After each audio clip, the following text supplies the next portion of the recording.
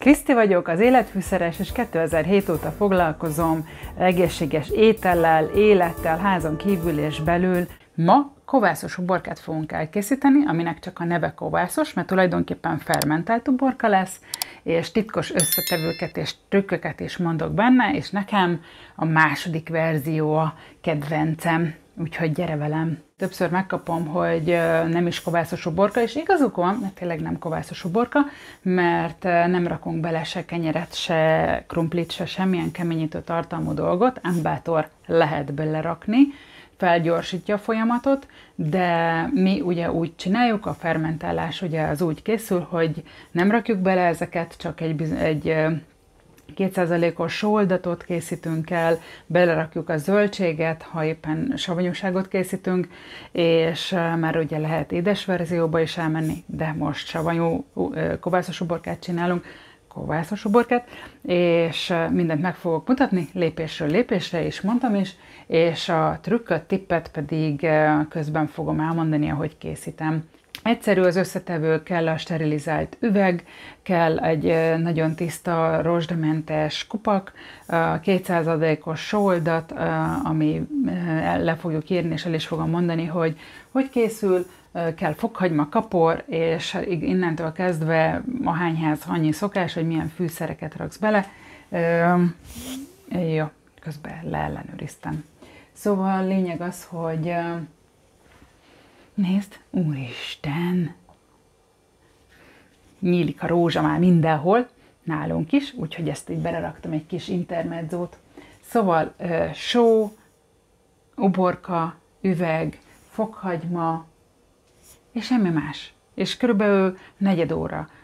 Ha nagyon aprólékosak vagyunk, akkor lehet, hogy egy icipicivel több, de gyakorlatilag mindennel együtt ennyibe kerül előkészíteni a kovászos uborkát. Egy kis türelem, mert időjárás függvényében rakjuk el, vagy készül el az uborka, gyakorlatilag nem rakjuk napra, nem úgy, mint a másik fajtát, nem rakjuk napra, mert szerintem az se kéne, és meleg helyen, de nem tűző napon, hogy sose süsse a nap, és várni kell, alá kell tenni egy tányért, mert ugye elkezd kiforni, és amikor kiforta magát, onnantól kezdve megtörtént a fermentálódás. Persze minél hosszabb ideig van benne így, miután kifort, annál intenzívebb az íze is, és annál több a probiotikum is, mert ugye az első fázisban a prebiotikum termelődik benne, ugyanúgy, mint a gyümölcslékben, amikről ugye több videó is készült már, és ezekben a hosszú érleléssel keletkezik a probiotikum,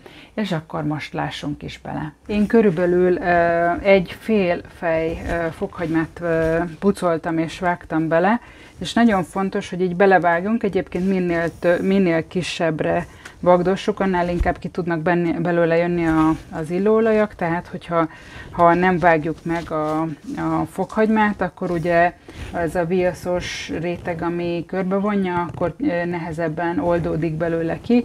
Hogyha egész kicsire összevágjuk, még jobban, én ezt így párszor belevágok, és így szoktam csinálni. A kovászos uborkába bele lehet tenni ezeket a szárazabb részeket, tehát amikor már felhasználtuk a főzelékbe a szálasabb, finom részeket, akkor ide bele tudjuk használni, amit amúgy nem főznénk bele az ételbe, vagy mindegy, a lényeg az, hogy fel lehet ide használni. Tehát akkor gyorsan összefoglalom, kapor, fokhagyma, uborka, most meg fogjuk csinálni a víz és a sóoldatos keveréket. A sóoldatot úgy csináljuk, hogy egy púpos evőkanál sót teszünk, ez az arány, tehát ugye ide több fog kelleni, de az arány, az alaparány az, hogy egy púpos evőkanál só és 1 liter víz. Hát hogyha ide kell 4 liter körülbelül, vagy nem tudom mennyit fog felvenni, ugye függ attól, hogy mennyi uborka, ez a puskám, hogy mennyi uborka milyen helyet foglal el, tehát ez azért mondok arányt, tehát a lényeg az, hogy 1 literhez 1 púpos evőkanál sóoldat kell. Nem mindegy, hogy milyen vizet használunk. Tehát használhatunk ilyen tisztított vizet, ami fordított ozmózisos, minél inkább ne legyen benne klór. Amit el tudunk úgy is érni, hogy a csapvizet használunk, de felforraljuk és visszahűtjük. Tehát ugye ez mindenhol, ezt én is szoktam alkalmazni, amikor nincsen fordított ozmózisos víz. Egyébként lehet ásványvízzel is, de én ezt nem javaslom. Minden esetre a lényeg az, hogy a csapvizet, hogyha forrásvíz, az nagyon-nagyon jó, vagy valamilyen jó minőségű kútvíz, azok is jók tudnak lenni. Nyilván, ha be van vizsgálva, és étkezési minőség. Tehát nagyon fontos a víz, az üvegek, hogy tiszta legyen, és akkor feltöltjük, és a lényeg az, hogy mindig idáig a nyakig, az üveg nyakáig töltjük a vizet, a sós vizet, tehát az 1 literhez adunk 2 pupos evőkanál sót, és ugye bekeverjük, 3 litert bekeverünk, és megnézzük, hogy mennyit vesz föl, 3/4 töltjük, lezárjuk, alá teszünk tányért, és várjuk, hogy kiforjon, és utána amennyi türelmünk van, addig hagyjuk érni, a második üvegnél már tudunk türelmesebbek lenni. Szerintem a titok, hogy mitől lesz tuti biztos a roppanósága az üvegnek, az nem a rózsa. Viszont kettő tippem van, 2 trükköm. Az egyik a tölgyfának a levele. Ennek frissnek kell lennie. Én úgy tudom, hogy a frisstől lesz igazán roppanós. Nem tudom, hogy miért nem jó a száraz, de a lényeg az, hogy most van friss tölgyfalevél. Mi megkaptunk, van egy kliense a férjemnek, illetve 2 is, egy család, és na, szóval a lényeg az, hogy az egyik házas pár az innen elköltözik, ahol a közelünkből, és szerették volna megmenteni a kis csemetéjüket, a tölgyfacsemetét, és odaadták nekünk. Árpi elment, kiásta, és gyönyörű szépen megmaradt, és akkor innen van nekünk friss tölgyfalevelünk. De ami a legtöbb helyen van, mindenhol szinte, az a megy. A megyfának a levele is, pláne ugye ilyen frissen, az azt eredményezi, hogy az uborka ugyan nálam általában ropogós szokott maradni, de ezek még hozzátesznek, hogy tuti biztos olyan jó, kemény roppanós legyen az uborka, amikor esszük a krumplis tésztát, és roppan hozzá a jó hűvös uborka, a kapros uborka, amikor már jó meleg van, egy egyszerű, gyors ebéd. Na, szóval ezt fogom még beletenni. Nekem azért a kedvencem a megyfának a levele, mert az mindenhol található, könnyen hozzáférhető, de szuper jó cucc a tölgyfának a levele is. Itt van a 3 liter víz, ebbe beleteszek 3 púpos evőkanál sót, és rá fogjuk önteni az uborkára. Persze ezt jól összekeverjük még előtte. És én most a tölgyfalevelet fogom belerakni. De mondom, hogy a megylevél, 1 darab levél is bőven elég, és akkor ráöntjük. Persze nem öntjük ki, mint ahogy én kiöntöttem. Igen, jól látszódott, és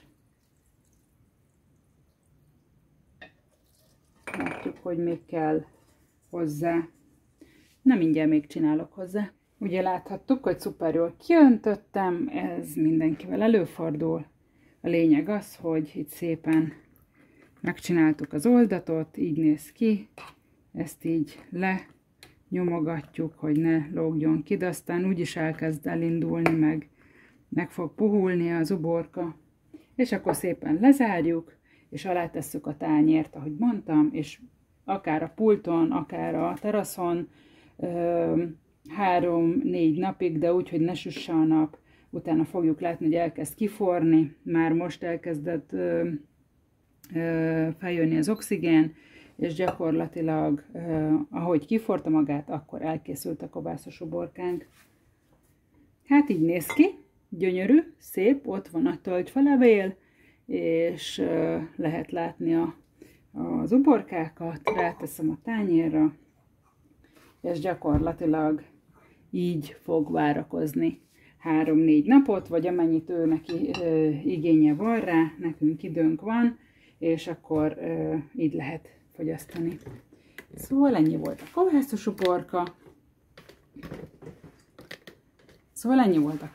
uborka. Gyakorlatilag sokkal gyorsabb, mint ahogy ezt én prezentáltam, de hogyha megcsinálod utána, sit-csúgy, pik-pak, meg lehet csinálni. Ennyi volt a Hoviubi mára. Puszilok mindenkit. Csináljatok sok-sok-sok finom, hűsítő, egészséges ételt, italt, mindent. Puszi!